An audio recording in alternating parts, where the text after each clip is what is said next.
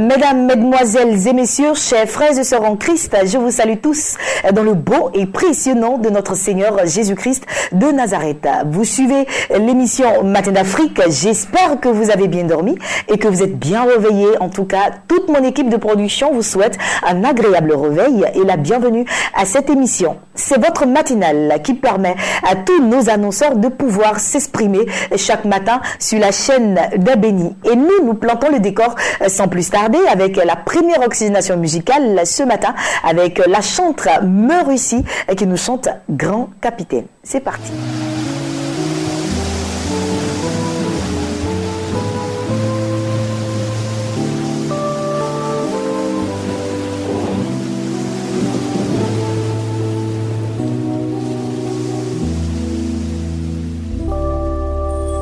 Quand sur l'océan d'immense, Tarnarcel ne peut plus avancer. Fais appel à tes dernières forces, comme le vaillant loup de mer. Et quand il n'y a plus d'espoir d'arriver à bon port, permets que Jésus-Christ soit ton grand capitaine. Et quand il n'y a plus d'espoir d'arriver à bon port, permets que Jésus-Christ soit ton grand capitaine. Quand sur l'océan d'immense, ton foyer ne peut plus avancer. Quand sur l'océan d'immense, tes entrailles ne peuvent plus enfanter.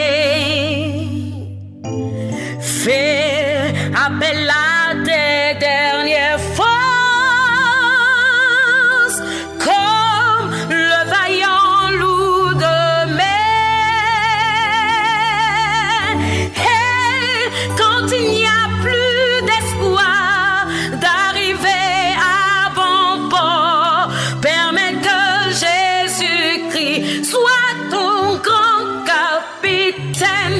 Quand il n'y a plus d'espoir, quand il n'y a plus d'espoir d'arriver à bon port, permets que Jésus-Christ soit ton grand capitaine. Oh, et quand il n'y a plus d'espoir d'arriver à bon port, permets que Jésus-Christ soit ton grand capitaine. Quand il n'y a plus d'espoir d'arriver à bon port, permets que Jésus-Christ Sois ton grand capitaine. Quand il n'y a plus d'espoir d'arriver à bon port, permets que Jésus-Christ Sois ton grand capitaine.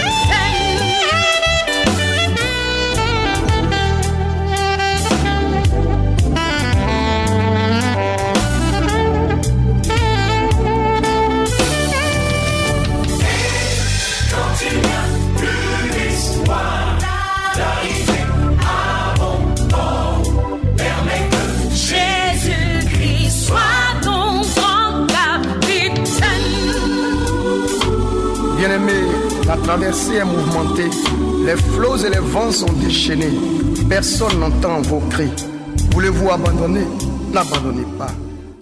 Nous recevons des consultants qui vous communiquent une parole ou une pensée qui va vous accompagner tout au long de la journée. Et c'est dans ce cadre que ce matin, en lieu et place du pasteur Kwasi Benoît qui ne sera pas là aujourd'hui, à qui nous faisons un gros coucou. Nous recevons l'évangéliste Nathanaël Kofi du MPE. Bonjour homme de Dieu. Bonjour. Bienvenue sur le plateau. Merci beaucoup, soyez bénis. Bien réveillé. Oui, par la grâce de Dieu, tout va bien. Amen. Merci de nous donner de votre temps pour que nos chers téléspectateurs ce matin soient bénis de par votre canal. Alors, ce matin, avec vous, nous parlons de quel thème?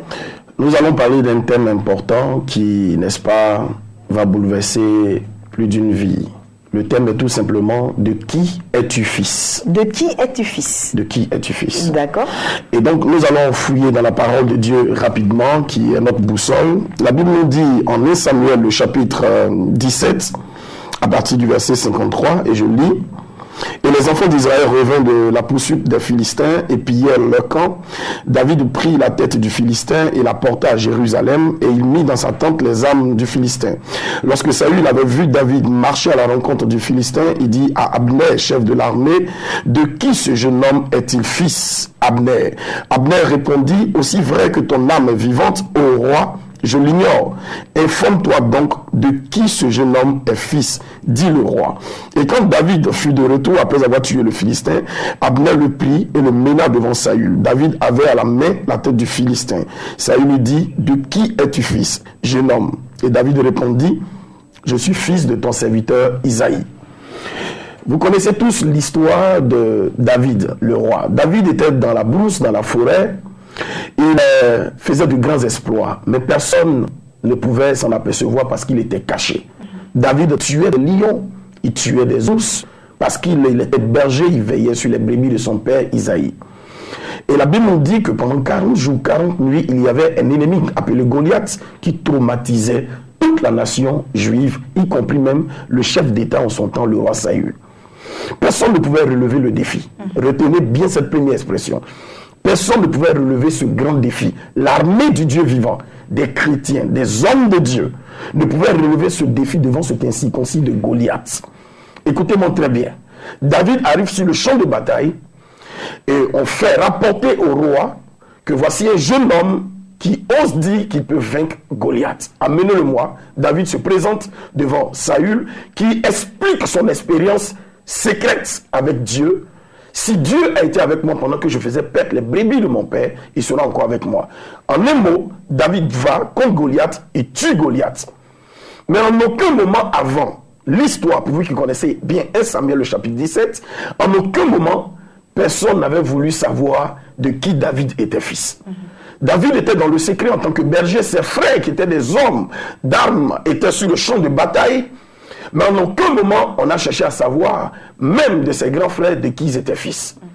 C'est quand David a eu à remporter ou à relever ce grand défi, en tuant cet homme qui, n'est-ce pas, bousculait la mentalité et l'esprit de tout, j'allais dire, toute l'armée juive, que David a reçu la commission du chef d'État, en voyant son chef d'état-major Abner pour dire: « Attends, cet enfant-là, de qui est-il fils ?» Qu'est-ce que je veux révéler aux téléspectateurs de Béni TV aujourd'hui, dans le monde entier? David est berger, son père est berger, ses frères sont des hommes d'âme. Personne ne s'intéressait à la famille de David. Personne ne connaissait le père de David. Comme personne ne connaît ton père, personne n'a envie même de connaître qui t'a mis au monde. Qui est ton père biologique? Personne n'a envie de savoir. Pourquoi? Parce que tu es tout simplement une personne semblable à David. Ta profession n'attire personne. Tu es simplement un berger. Tu es simplement un cordonnier.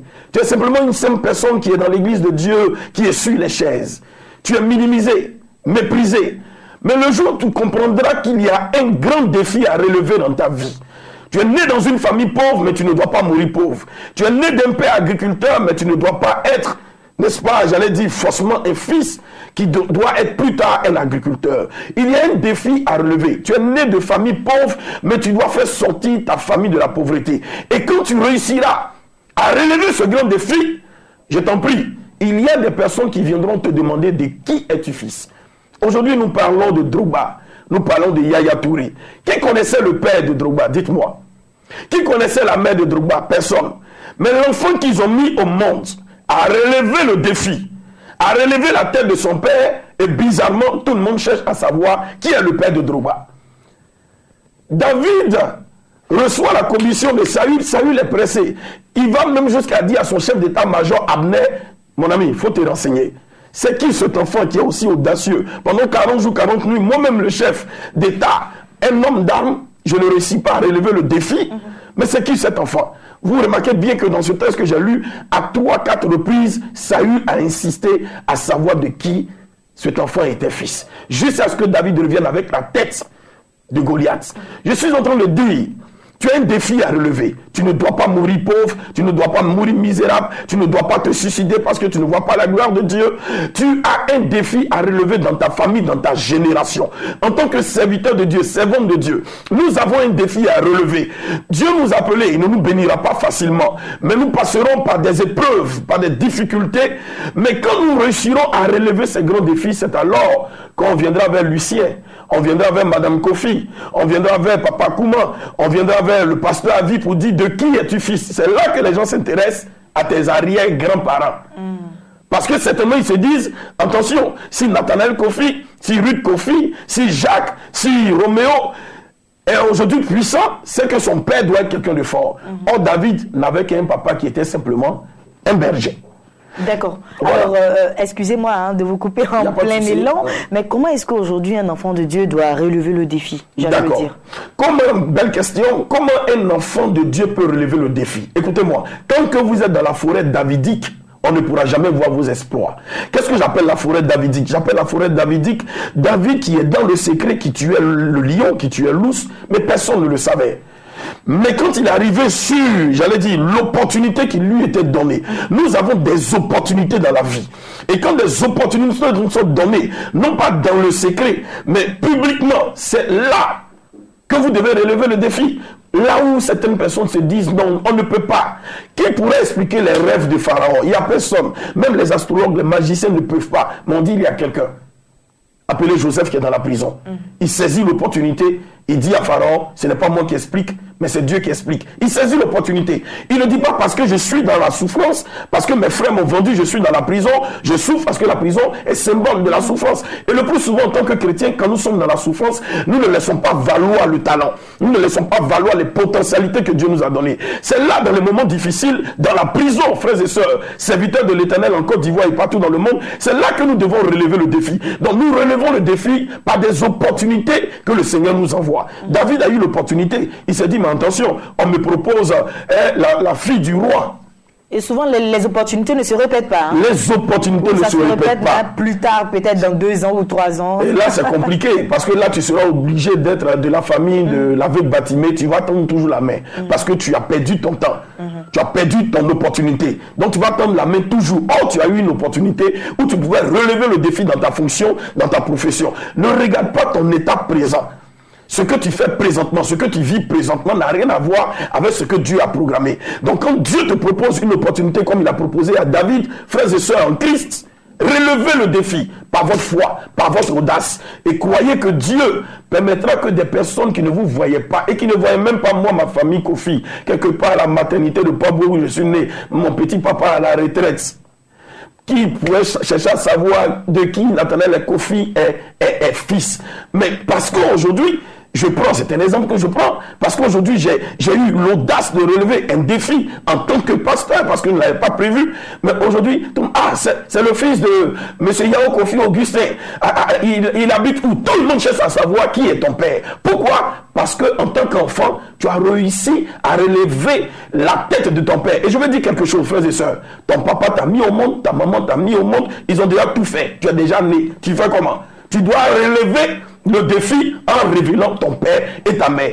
Tant que tu ne relèves pas le défi, tu ne révéleras pas l'origine de tes parents et personne ne voudra savoir de quelle famille tu viens, de quel village tu viens. Moi, mon papa vient de Zouban.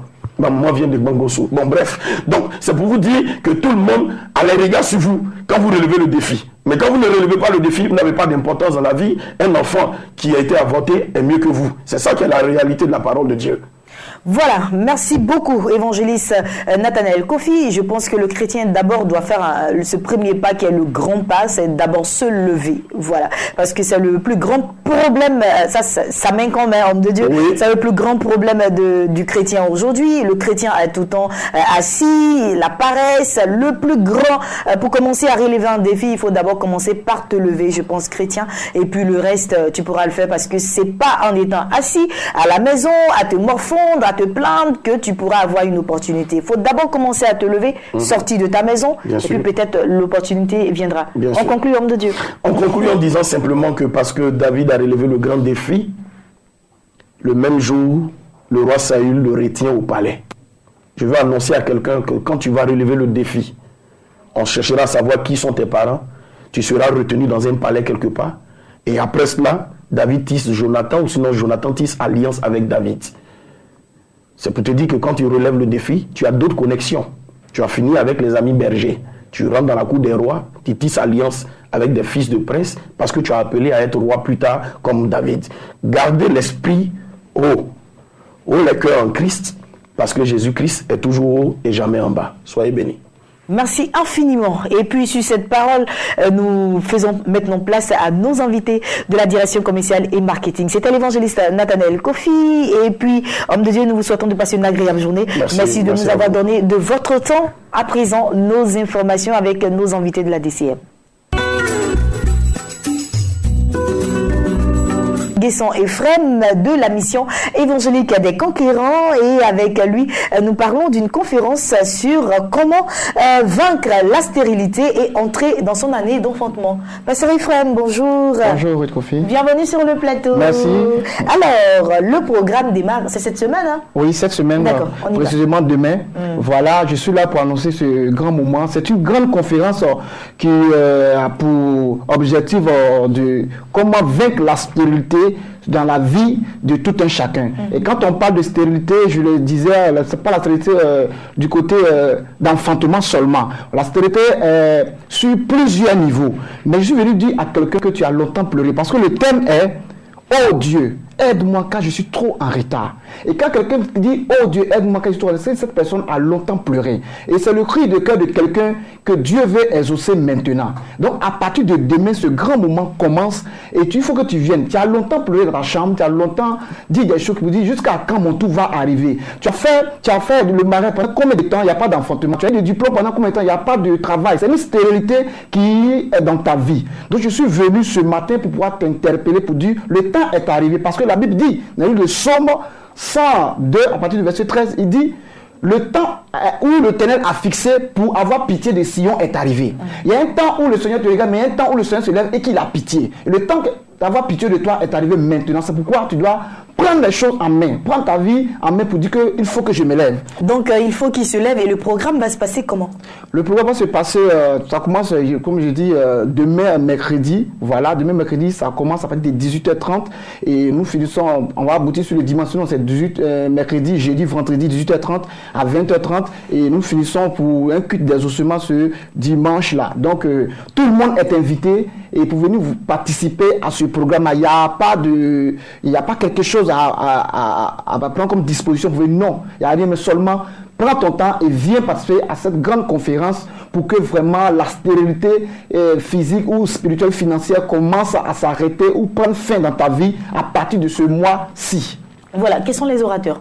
L'orateur, c'est le révérend Philippe Yunga, l'homme par qui Dieu parle et la chose arrive, et qui est le président fondateur de l'église. Il a aussi, à ce grand moment, il aura l'évangéliste Kwame Timothée, voilà, de la chambre haute, qui sera parmi nous pour que vraiment nous puissions vraiment prier pour que la gloire soit donnée au Seigneur Jésus-Christ, afin que les miracles vraiment se produisent. Et comme je le disais, le révérend Philippe Yunga a une particulière, parce que chaque homme de Dieu, chaque homme de Dieu a quand même, Dieu l'appelle pour un but, Dieu l'appelle pour un objectif, et ce temps vraiment dans les miracles, le Seigneur vraiment l'utilise. Et pour ces cas de stérilité, ça, vraiment que la gloire soit donnée au Seigneur Jésus-Christ, parce que vraiment tu ne vas pas regretter, tu sortiras de ce lieu vraiment avec vraiment un puissant témoignage pour que vraiment les pleurs s'arrêtent. Merci beaucoup, homme de Dieu, le pasteur Nguesson. Ephraim, on va laisser à présent les contacts pour toutes ces personnes que vous trouvez. Oui, avant de laisser les contacts, la mission Évangile Conquérant est située à la Riviera Mputo, précisément à Sol Béni. Voilà, nous sommes à 100 mètres de Sol Béni, c'est là que l'église est située. Et donc, pour plus d'informations, vous pouvez appeler ce numéro-là, c'est le 05 20 55 00. 05 20 55 00 et le 08 27 70 20. C'est ce numéro-là que vous pouvez appeler pour prendre plus d'informations et nous vous attendons à partir de demain. Passez une agréable journée, très cher pasteur Nguesson Ephraim de la mission évangélique à des conquérants. Et puis, on parlait justement d'une conférence sur comment vaincre la stérilité et entrer dans son année d'enfantement. Et le programme démarre demain déjà. Demain, sur le coup de 18h. C'est cela, oui, à la dite mission. Et puis, pour plus d'informations, il faut taper le 00225 à 05 20 55 00 ou encore au 00225 à 08 27 70 20.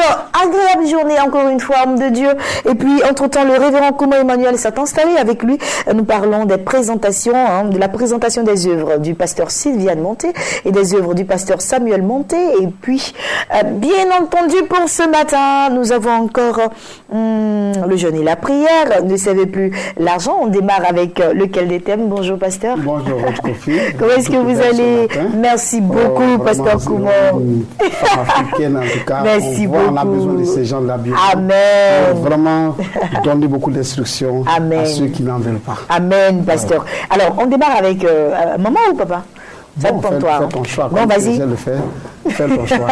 Le jeune... d'accord, j'allais dire papa alors. Oui. Ne savez plus l'argent, pasteur Sylviane Monté. Oui, ne savez plus l'argent. Vous savez, une question a été posée ce matin, de qui êtes-vous fils? Et c'est une question qui est très forte. Cette question est très forte et pertinente parce que je suis du pasteur Sam et du pasteur Sylviane. Parce que ceux-là m'ont apporté beaucoup dans la vie. Alors, il faut dire ici, ce matin, ne savez plus l'argent. Ici, maman veut dire quoi? Maman veut amener les gens à comprendre. Quand vous voyez comment ça dit que l'argent n'est pas important, peut-être d'autres vont se poser la question, on va faire quoi? C'est bon d'avoir l'argent. Mais il ne faut pas prendre ton corps pour aller sacrifier pour l'argent. Il ne faut pas prendre ton fils pour sacrifier cet enfant pour aller chercher l'argent. Il ne faut pas permettre, ou des vices, aujourd'hui, nous voyons des hommes à cause de l'argent qui va aller, un garçon qui va aller marier son ami garçon. Ça, c'est vraiment des choses que Dieu même n'aime pas. Alors, ça, c'est de ce type de personnes, elle a adressé ce message. Donc, tous ceux qui préfèrent l'argent plus que Dieu, sinon l'or et l'argent appartiennent à Dieu. Mais Dieu nous dit de chercher premièrement son royaume, de le servir en esprit et en vérité, de suivre ses principes pour aller au ciel, mais pas aller pauvre au ciel. Mais donc, si nous voulons servir ici, nous voulons mettre notre pensée Dieu en premier lieu. Et si nous faisons l'œuvre de Dieu, Dieu nous bénira de tout ce que nous voudrons et nous allons le servir. Mais si nous mettons l'argent en premier lieu, nous n'allons jamais servir Dieu, nous allons courir derrière l'argent et ce du vent, nous allons attraper. D'accord, donc ne savez plus l'argent, c'est un message fort qui a été prêché par la servante de Dieu, le pasteur Sylviane Oyene Monté. Donc il ne faudrait pas être esclave de l'argent. Elle l'a dit dans ce DVD-là qu'il faudrait vous procurer impérativement le jeûne et la prière. Ça, c'est le pasteur Samuel Monté. Le jeûne et la prière. Il y a certaines personnes qui prient. Bon, à un moment donné, lui, il est fatigué, il ne veut plus prier. Vous savez, il y a des cas de maladie. Il n'y a pas de maladie où il n'y a pas un esprit derrière. Alors, il peut y avoir un esprit derrière le mal, et c'est cet esprit qui est coriace, qui permet ou qui t'empêche d'atteindre ton objectif, ou peut-être même que tu ne peux pas avancer. Ici, papa veut dire quoi? Il faut, dans ce cas, il faut le jeûne et la prière pour chasser l'esprit qui est caché derrière. On ne va pas le tailler, mais on le chasse. On dit, va au nom de Jésus et il ne reviendra plus en vous et vous aurez la vie. Et dans ce cas aussi, mais si tu n'as plus ces choses, tu ne sais pas comment t'y prendre, va voir papa et lui dis, voilà la situation. Les instructions qu'il te donnera, ça va t'aider à aller de l'avant. Parce que nous connaissons comment est-ce que Dieu l'utilise puissamment dans cette nation aujourd'hui. Alors, ce serait un message pour vous. Pour les avoir, ces DVD, allez-y simplement à l'église évangélique La Bénédiction à Djamé. Vous allez, il y a une librairie là-bas, vous allez trouver tous ces écrits, tous ces beaux messages puissants, poignants, et cela va vous aider. Nos contacts, c'est le 04 42 15 55 04 42 15 55. Appelez-nous, nous allons vous Merci répondre. beaucoup, Pasteur Merci. Kouma. Donc, comme il a dit, pour vous procurer les œuvres du couple pastoral monté, il faut simplement vous rendre à Adjamé, 220 logements, là où est située l'église évangélique La Bénédiction d'Adjamé, dirigée de la main de maître par le couple monté. Là-bas, vous avez une librairie, vous pouvez vous procurer tous les DVD. Il y a plusieurs thèmes comme ça. Vous aurez également l'opportunité de découvrir des livres écrits toujours par le couple pastoral monté. Et puis, si vous êtes très loin, vous avez également besoin qu'on vous livre ces DVD-là. Il faut juste taper ces différents contacts 00225 04 42 15 55. Je reprends 00225 04 42 15 55. Révérend Kouma, merci beaucoup. Merci. Et puis c'est avec toi que j'achève cette émission de Matin d'Afrique que j'ai pris beaucoup de plaisir à présenter. On se donne rendez-vous demain sur le coup de 8h. Portez-vous bien et que la grâce et la paix de Dieu demeurent sur vous. Agréable journée à toutes et à tous. À demain.